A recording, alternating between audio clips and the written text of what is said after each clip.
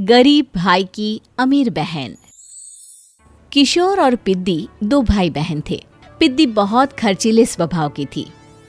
वो जितना कमाती अपने ऐशो आराम में पैसे उड़ा दिया करती। लेकिन किशोर समझदार था, घर को साथ लेकर चलना जानता था। अपनी बहन के जितना कमाता तो नहीं था, लेकिन फिर भी वो किसी तरह घर का खर्च चला लेता था। एक दिन पिद्दी किशोर से कहती है, किशोर, तुम थोड़ा ज्यादा क्यों नहीं कमाते? मेरे दोस्त रोज मेरा मजाक उड़ाते हैं। अरे बहन, मैं कोशिश तो कर रहा हूँ। अच्छा सुनो, अगले महीने रक्षाबंधन है, मुझे सोने का हार चाहिए, इससे कम कुछ भी ना लूंगी। अरे दिला दूंगा बहन। किशोर को पूरी रात नींद नहीं आती। उसके दिमाग में बस ये चल रहा था कि उसकी माली हालत इतनी बिगड़ चुकी है, अब वो सोने का हार कहाँ से लाएगा। अगले दिन किशोर सुबह सुबह घर से ये बोलकर निकल गया कि पिद्दी, मैं गांव से बाहर जा रहा हूँ, कुछ दिन घर नहीं आऊंगा। किशोर ने अपने काम के साथ साथ फेरी में कपड़े बेचने भी शुरू कर दिए, जिससे वो ज्यादा से ज्यादा पैसे कमा सके। रात में वो एक बिल्डिंग की चौकीदारी भी करने लगा। अपने काम से थोड़ा बहुत समय निकालकर बस कुछ घंटे की नींद ले पाता था। और कब वो कुछ दिन एक महीने में बदल गए और रक्षाबंधन भी आ गया, पता ही नहीं चला। लेकिन किशोर अभी तक घर वापस नहीं लौटा। जहां वो काम करता था, पिद्दी के नाम का गुल्लक रखा हुआ था। किशोर ने उस गुल्लक को फोड़ा और सारे पैसे इकट्ठा करके एक सोने का हार खरीद लिया। घर में पिद्दी किशोर का इंतजार कर रही थी। तभी किशोर आता है। कहाँ चले गए थे? 4 दिन का कहा था और 1 महीने से पता नहीं कहाँ गायब हो गए थे। मैंने बस एक हार मांगा था और तुमने तो घर ही छोड़ दिया। अरे मुझे थोड़ा काम मिल गया था। कुछ नहीं, सब समझती हूँ, बहाने थे तुम्हारे। अपनी बहन के लिए इतना भी नहीं कर सकते, कैसे भाई हो? चलो यहाँ बैठो, राखी बांधती हूँ। पिद्दी ने किशोर को राखी बांधी। वैसे ही किशोर ने अपनी बहन के हाथ में सोने का हार रख दिया। उसकी खुशी का कोई ठिकाना नहीं था। वो मिठाई खिलाए बिना ही नेकलेस लेकर चली गई और शीशे के सामने अपने गले में हार रखकर देखने लगी। किशोर ने लड्डू उठाया और खुद ही खा लिया। ऐसे कई साल गुजर गए। एक दिन पिद्दी की नौकरी छूट गई। अब वो पूरी तरह किशोर पर डिपेंड हो गई थी। आए दिन किशोर को अपने महंगे महंगे शौक गिनाकर उससे पैसे मांगा करती थी। किशोर, कुछ पैसे देना, मुझे पार्लर जाना है। किशोर बिना कुछ बोले उसे पैसे दे देता। ये क्या, 500? अरे इतने में तो मुझे पार्लर में एंट्री मिलेगी बस। अच्छा, देता हूँ ना ज्यादा। अरे कैसे भाई हो, अपनी बहन के लिए इतना भी नहीं कर सकते। किशोर ने जेब से 2000 का नोट निकाला और उसे दे दिया। किशोर गरीबी में रह लेता था, लेकिन अपनी बहन को कभी कोई कमी नहीं होने देता था। बेटा, पिद्दी तुम्हारी बहन है, उसे कभी किसी चीज की कमी मत होने देना और उसका ध्यान रखना, क्योंकि भाई का फर्ज होता है अपनी बहन का ध्यान रखना। किशोर ने माँ की कही ये बात हमेशा के लिए याद कर ली थी।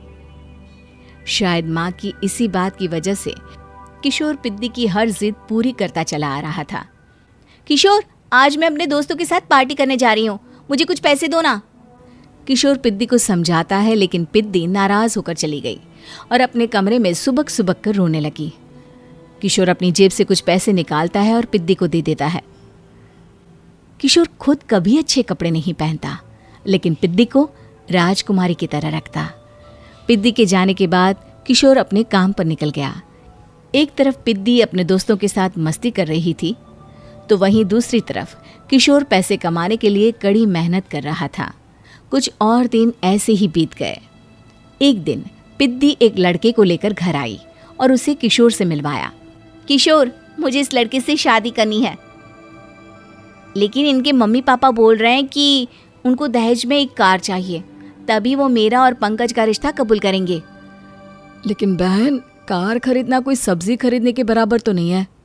अरे कैसे भाई हो तुम, अपनी बहन के लिए इतना नहीं कर सकते? देखो, मैं ज्यादा इंतजार नहीं कर सकती, तुम्हें 1 साल में मेरे लिए कार खरीदनी ही होगी। अच्छा पंकज, एक काम करो, कल तुम अपने माता पिता को घर बुला लो, मैं उनसे तुम्हारे और पिद्दी के रिश्ते की बात कर लेता हूँ। अगले दिन किशोर के छोटे से घर में पंकज और उसके माता पिता आते हैं। बेटा, तुम्हारी बहन ने हमारी शर्त तो बता ही दी होगी। जी बेटा, तुम तो इतने छोटे घर में रहते हो, दहेज कहाँ से लाओगे? मैं अपनी बहन की खुशी के लिए सब कुछ कर सकता हूँ। पंकज और पिद्दी का रिश्ता तय हो जाता है। किशोर अब अपनी क्षमता से 4 गुना ज्यादा काम करने लगता है। सुबह सबके घरों में न्यूज़पेपर फेंकता, दिन में मजदूरी करता और रात में चौकीदारी करता। खूब मेहनत करके किशोर ने अपनी बहन की शादी के लिए पैसे जुटा लिए। उसने अपनी बहन के लिए कार खरीद ली।